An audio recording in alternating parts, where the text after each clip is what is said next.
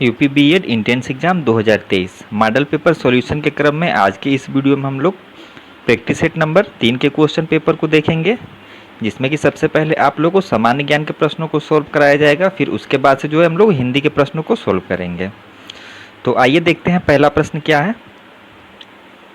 तो पहला प्रश्न पूछा है, अरक्तता निम्न में से किस विटामिन की अल्पता के कारण होती है। तो चारों ऑप्शनों में से कौन सा ऑप्शन राइट है। तो इस प्रश्न का राइट आंसर है ऑप्शन बी, विटामिन B6 एवं B12। इलायोप्लास्ट संग्रहित करते हैं, क्या संग्रहित करते हैं। तो इसका राइट आंसर है ऑप्शन सी, वसा। वर्षा ऋतु में लकड़ी से बने दरवाजों के फूलने का कारण है।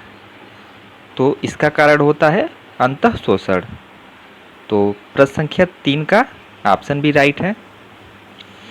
जब बर्फ पिघलती है तो उसका आयतन क्या होता है। तो उसका आयतन जो है पहले घटता है फिर जो है बढ़ता है।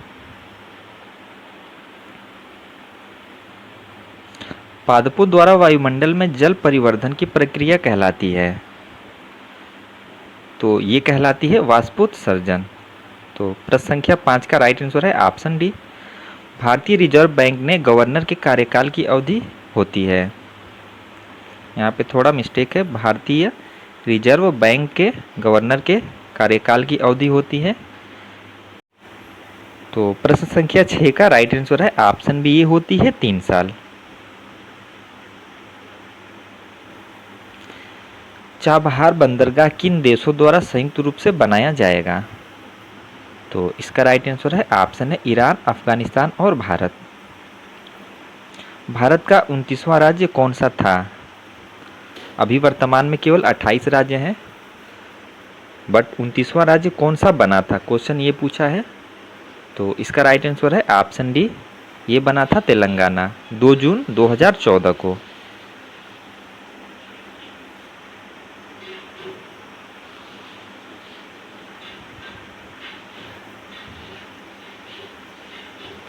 जीव मिल्खा सिंह किस खेल से जुड़े हैं। तो इसका राइट आंसर है ऑप्शन सी, गोल्फ।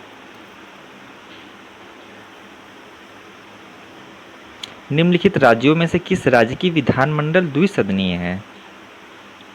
तो प्रश्न संख्या 10 का राइट आंसर है ऑप्शन डी, बिहार।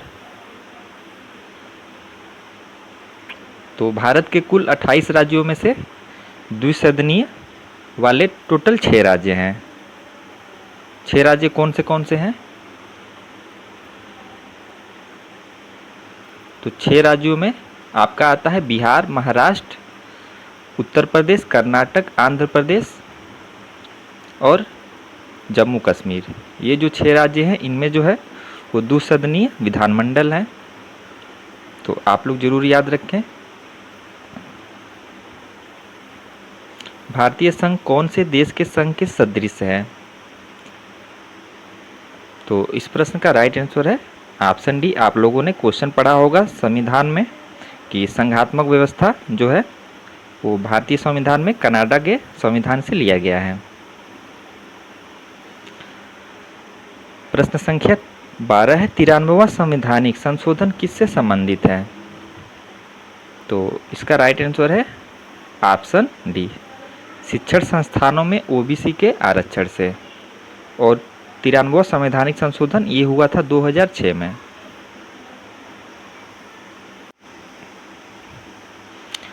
प्रश्न संख्या 13 है, भारत में राजनीतिक दलों को मान्यता दी जाती है किसके द्वारा। तो आसान प्रश्न है, उम्मीद है इसका आंसर सबसे बन गया होगा। तो इसका राइट आंसर है ऑप्शन डी, भारतीय निर्वाचन आयोग द्वारा। भारत में सूचना का अधिकार अधिनियम किस वर्ष में पारित किया गया। तो इस प्रश्न का राइट आंसर है ऑप्शन सी, 2005 में 12 अक्टूबर 2005 को जो है सूचना का अधिकार अधिनियम पारित हुआ था। भारत में केंद्र शासित प्रदेशों की कुल संख्या है।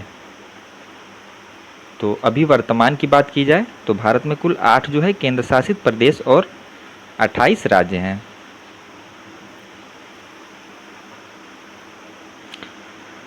भारत का निर्वाचन आयोग है। तो ऑप्शन बी और डी आपको यहाँ दिए गए हैं। और सी डी जो है आपको यहाँ पे दिए गए हैं। तो भारत का निर्वाचन आयोग है, इसका राइट आंसर क्या होगा? तो ये है एक संवैधानिक संस्था।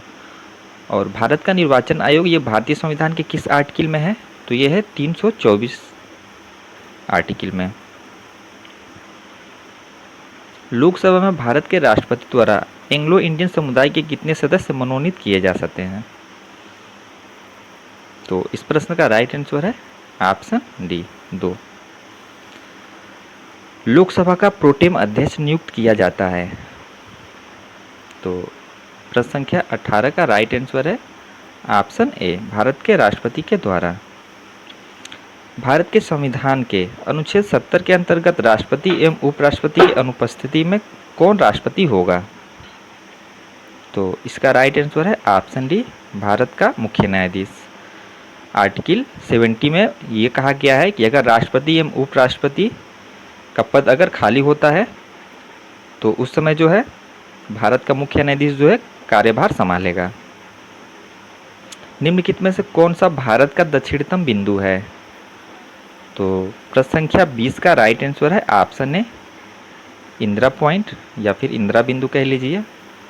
भाखड़ा नंगल बांध की ऊंचाई है, और भाखड़ा नंगल बांध किस नदी पे है? तो ये सतलज नदी पे है और इसकी ऊंचाई है वो है 226 मीटर। प्रश्न संख्या 22 जनगणना 2011 के अनुसार किस राज्य की जनसंख्या सर्वाधिक है? तो इस प्रश्न का राइट आंसर है ऑप्शन है उत्तर प्रदेश।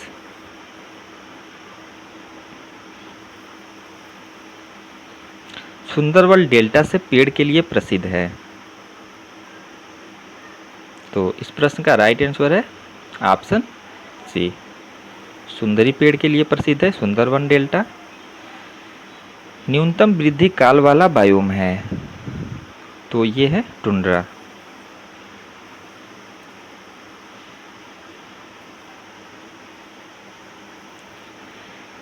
पच्चीस नंबर का प्रश्न है जेरोफाइटिक वनस्पति अधिकतर पाई जाती हैं?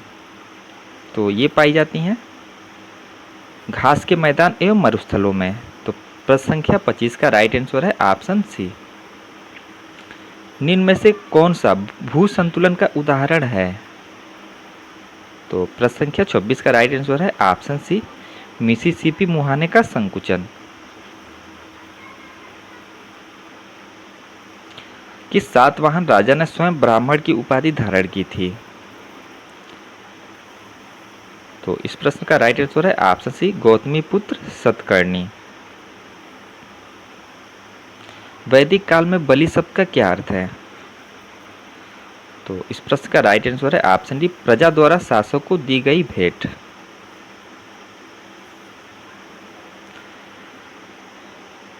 प्रश्न संख्या 29 है कौन से बौद्ध ग्रंथ में 16 महाजनपद का उल्लेख मिलता है? तो ये मिलता है अंगुत्तर निकाय में। बुलंद दरवाजा किसके द्वारा बनवाया गया था? तो ये बनवाया गया था अकबर के द्वारा और ये है फतेहपुर सीकरी में। निम्नलिखित में से किस शासक ने भारत में सर्वप्रथम इक्ता प्रारंभ किया था? इक्ता प्रणाली प्रारंभ किया था? तो प्रश्न संख्या 31 का राइट आंसर है ऑप्शन ए इल्तुतमिश ने।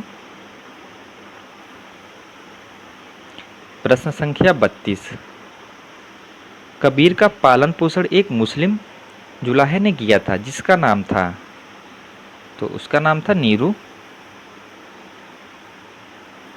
वहाबी आंदोलन का मुख्य उद्देश्य क्या था? तो इसका राइट आंसर है ऑप्शन बी इस्लाम का शुद्धिकरण। निम्न में से किस सामाजिक धार्मिक आंदोलन ने दलित वर्ग के संबंध में आवाज उठाई?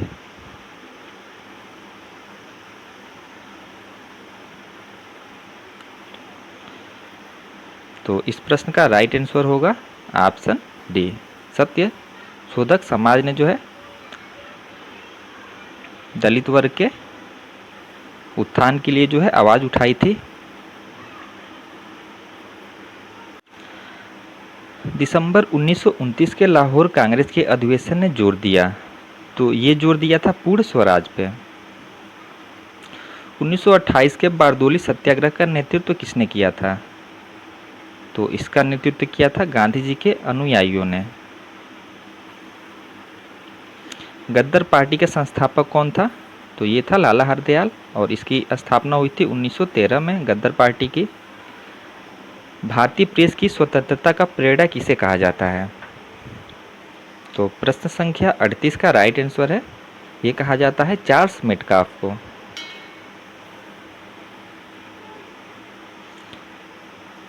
जवाहरलाल नेहरू भारतीय राष्ट्रीय कांग्रेस के पहली बार अध्यक्ष कब बने थे?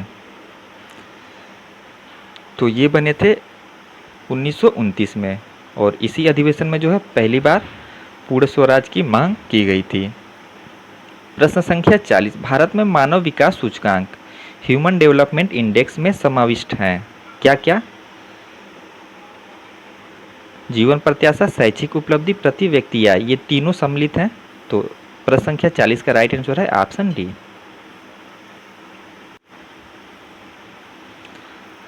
भारतीय जीवन बीमा निगम LIC की स्थापना किस वर्ष में हुई थी? तो इसकी स्थापना हुई थी 1956 में। तो प्रश्न संख्या 41 का राइट आंसर है ऑप्शन बी। 14वें वित्त आयोग जो कि 2015 से 2020 तक था ने भारत के राष्ट्रपति को अपनी रिपोर्ट प्रस्तुत की। तो इस प्रश्न का राइट आंसर है ऑप्शन बी, जनवरी 2015 को।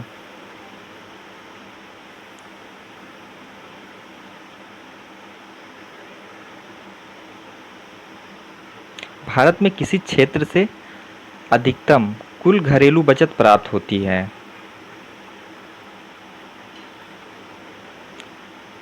तो किस क्षेत्र से? तो इस प्रश्न का राइट आंसर है ऑप्शन बी, घरेलू क्षेत्र से। निम्न में से कौन सी अवधि प्रथम पंचवर्षीय योजना की थी? तो इसका राइट आंसर है ऑप्शन बी, 1951 से 56 तक।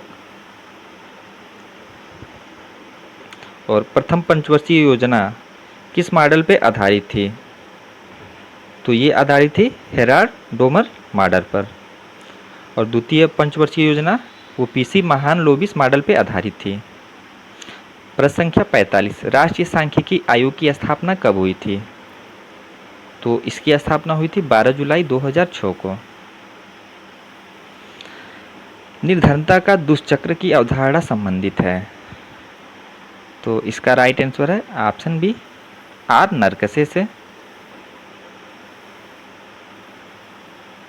निम्नलिखित में से किसमें कार्बन नहीं होता है? तो किसमें कार्बन नहीं होता है? तो इसका राइट आंसर है ऑप्शन डी, बलुआ पत्थर में कार्बन नहीं होता है। भारी जल है, तो भारी जल शीतलक भी होता है, मंदक भी होता है। तो इसका राइट आंसर है ऑप्शन सी। विटामिन C का रासायनिक नाम है। तो प्रश्न संख्या 49 का राइट आंसर है ऑप्शन सी, विटामिन C का रासायनिक नाम होता है एस्कॉर्बिक एसिड। और सामान्य ज्ञान का अंतिम प्रश्न है, निम्न में से कौन सी धातु चाकू से काटी जा सकती है? तो प्रश्न संख्या 50 का राइट आंसर है ऑप्शन डी, सोडियम। अब जो है यहाँ से आपके हिंदी के प्रश्न स्टार्ट हो रहे हैं। तो हिंदी का पहला प्रश्न है, विद्वान का स्त्रीलिंग शब्द है? तो विद्वान का स्त्रीलिंग होता है विदुषी। निम्नलिखित में से कौन सा जो है व्यंजन नासिक्य है? तो कौन सा व्यंजन नासिक्य है? तो इसका राइट आंसर है ऑप्शन डी, न। वर्तनी की दृष्टि से सही शब्द है? तो इसका राइट आंसर है ऑप्शन सी, आशीर्वाद। जो ऑप्शन सी में लिखा है ये राइट है। निम्नलिखित में से कौन सा शब्द वायु का पर्यायवाची नहीं है? तो 3 जो है वो पर्यायवाची हैं, एक नहीं है। तो वही बताना है कौन सा नहीं है। तो प्रश्न संख्या 54 का राइट आंसर है ऑप्शन बी, अनल। ये वायु का पर्यायवाची नहीं होता है। अनल जो है ये आग का पर्यायवाची होता है।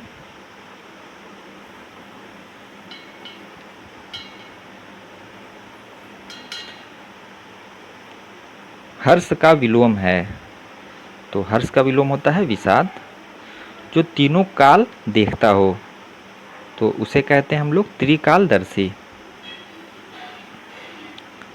ढेर सारा मक्खन किस विशेषण का उदाहरण है? तो ये उदाहरण है अनिश्चित परिमाणवाचक का। किसी शब्द के पूर्व लगाकर उस शब्द का अर्थ बदल देते हैं या उसमें विशेषता उत्पन्न कर देते हैं। तो शब्द के पूर्व लगता है उपसर्ग और शब्द के अंतिम में लगता है प्रत्यय। किसी गुण दशा स्वभाव या कार्य का बोध कराने वाले शब्द कहलाते हैं। तो ये कहलाते हैं भाववाचक संज्ञा। अनुराग ने फल खरीदे में कौन सी क्रिया है? तो इसमें है सकर्मक क्रिया। निम्नलिखित में से एक लोकोक्ति की विशेषता है। तो लोकोक्ति की विशेषता क्या होती है?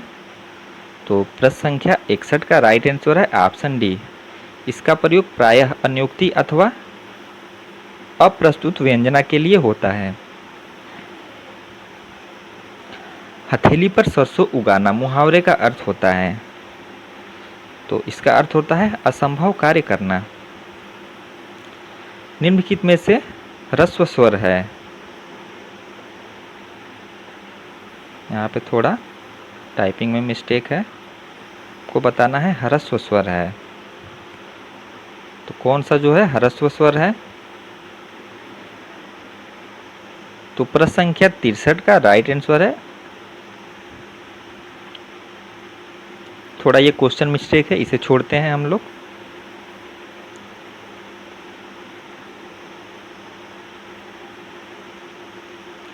चौसठ नंबर का प्रश्न है, निम्नलिखित में से संयुक्त स्वर है।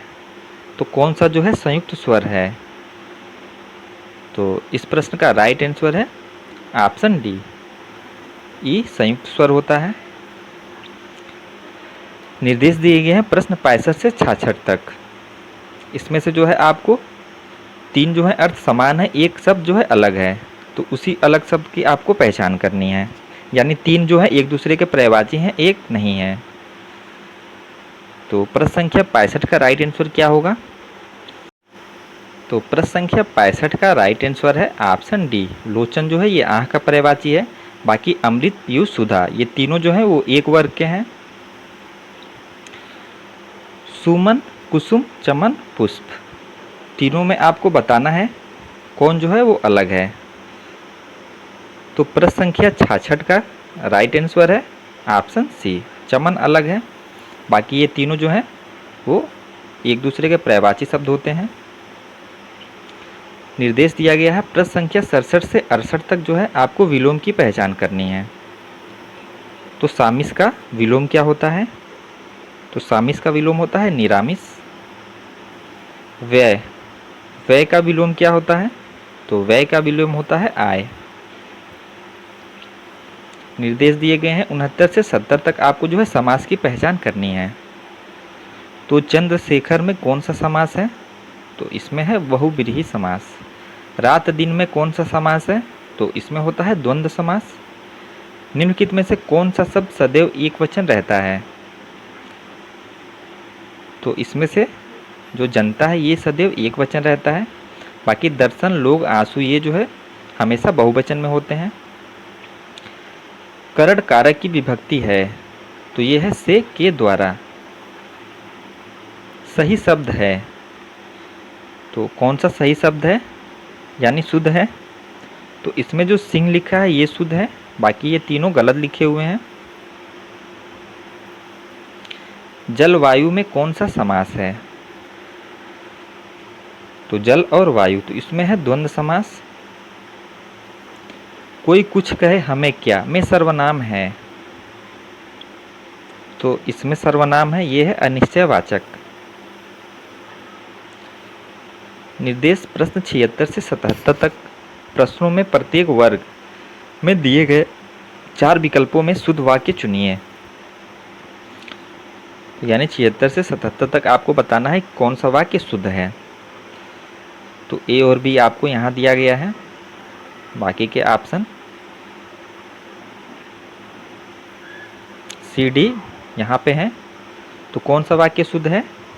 तो प्रश्न संख्या 76 का राइट आंसर है ऑप्शन सी, 3 नगरों के नाम बताइए, ये वाक्य शुद्ध लिखा हुआ है। प्रश्न संख्या 77, इसमें भी आपको शुद्ध वाक्य बताना है। तो चारों ऑप्शन आप लोग पढ़िए अच्छे से। तो प्रश्न संख्या 77 का राइट आंसर है ऑप्शन ए, मुझसे यह काम होना संभव नहीं है। ये जो वाक्य लिखा हुआ है ये शुद्ध है, बाकी ये तीनों गलत है।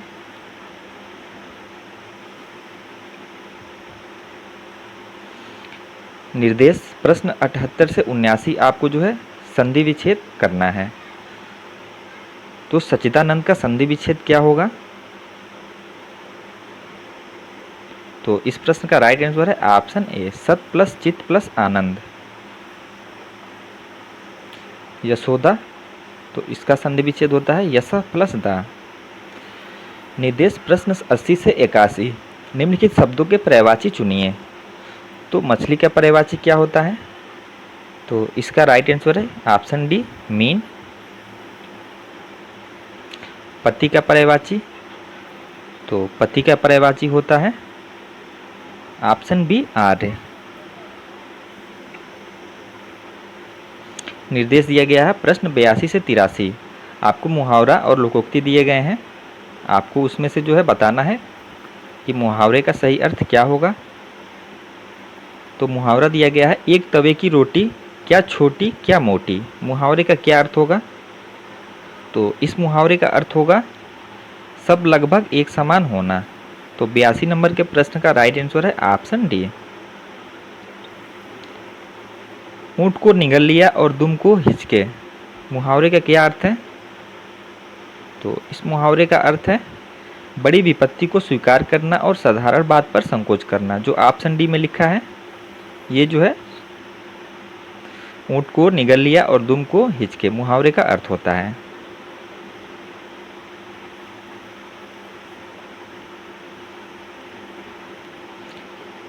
निर्देश प्रश्न 84 से 85 दिए गए शब्दों में प्रयुक्त संधि का चयन करना है। तो षडानन में बताना है कौन सी संधि है। तो षट प्लस आनन, इसमें होता है व्यंजन संधि। धर्मात्मा में कौन सी संधि है? तो धर्मात्मा में है स्वर संधि। और स्वर में भी इसमें है दीर्घ स्वर संधि। निर्देश दिए गए हैं प्रश्न 86 से 87 आपको वाक्यांशों के लिए एक शब्द बताना है। तो जिस बीमारी का ठीक होना संभव ना हो तो उसे कहा जाता है असाध्य। जिस पर विजय प्राप्त कर ली गए हो तो उसे कहते हैं विजित। प्रश्न संख्या 87 का राइट आंसर है ऑप्शन सी। निर्देश प्रश्न 88 से 89 आपको शुद्धवर्तनी का चयन करना है। तो जो अंडरलाइन दिया गया है इसका जो है आपको शुद्धवर्तनी बताना है। तो पूजनीय कैसे लिखा जाएगा?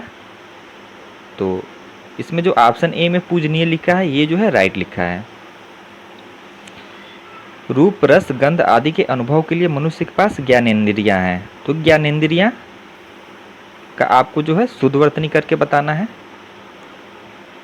तो इसका जो शुद्धवर्तनी है वो है ऑप्शन बी।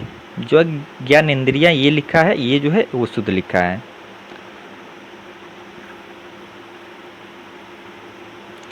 प्रश्न संख्या 90 है यथाशक्ति में कौन सा समास है? तो यथाशक्ति में होता है आपका अव्ययीभाव समास। इनमें एक शब्द घोड़े का पर्यायवाची शब्द नहीं है, यानी तीन जो है पर्यायवाची हैं एक नहीं है, तो वही बताना है। तो जो ऑप्शन ए में अस्म लिखा है ये घोड़े का पर्यायवाची नहीं है। बाकी सेंधव घोटक तिरंग ये तीनों घोड़े के पर्यायवाची हैं। निम्नलिखित में से कौन सा शब्द सिंह का पर्यायवाची है? तो इसमें सिंह का पर्यायवाची कौन सा है? तो प्रश्न संख्या 92 का राइट आंसर है ऑप्शन सी, पंचानन। जिस समास के दोनों पद ही प्रधान हो उसे कहते हैं, तो उसे कहते हैं द्वंद्व समास। शब्द गर्मजोशी का समानार्थी शब्द चुनिए। तो गर्मजोशी का समानार्थी क्या होगा? तो ये होता है गुस्सा।